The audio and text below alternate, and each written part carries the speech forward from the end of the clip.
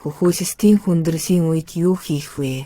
2-3 сарын настай хүүхэдтэй ээж маань надад сүү алга болсон.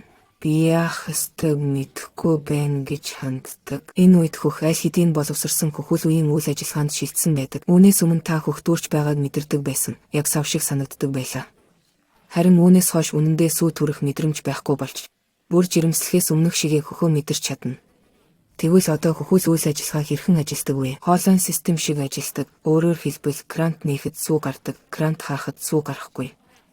Тэгвэл хэний хүчээр крант нээгддэг вэ? Мэдээж хэрэг энэ нь хүүхдийн хөхөх үйлдэл. Тэр хөхөж эхлэхэд сүү бидний биеийн гүнээс гоожиж эхэлдэг. Тиймээс санаа зовох хэрэггүй. Бүх зүйл сайн байна. Боловсрсон хөхүүл үед хүүхдэд хэрэгтэй хэмжээгээр нь сүү үйлдвэрлэгддэг. Хүүхдэд юу тохиолдож байна вэ? Түүнд хөгжлийн огцон өсрэлт гарч байна. Өчигдөр ийм хэмжээний сүү хэрэгтэй байсан бол өнөөдөр түүнээс ихээр хэрэгтэй болжээ. Юу хийх хэрэгтэй вэ? Нэгдүгээрт тайвшрах хэрэгтэй.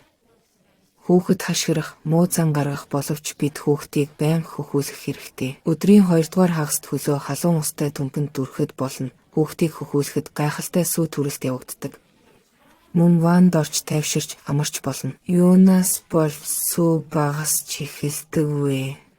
Бид хөлдөөсөн сүү эсвэл хойл зүгнэ. Хүүхэд сайн унтдаг, хөхүүлэх нь багасна. Үүний үр дүнд бие махбод сүүг илүү биш, бага өгөх хэрэгтэй гэж боддог. Хөхүүлийн хүндрэлт гэсэн нэр нь ээжүүдийг их бодлуулдаг, төөрөгдүүлдэг. Учир нь энэ бол хөхүүлэх хямрал биш, харин зүгээр л хүүхдийн хөгжлийн өсрэлт юм.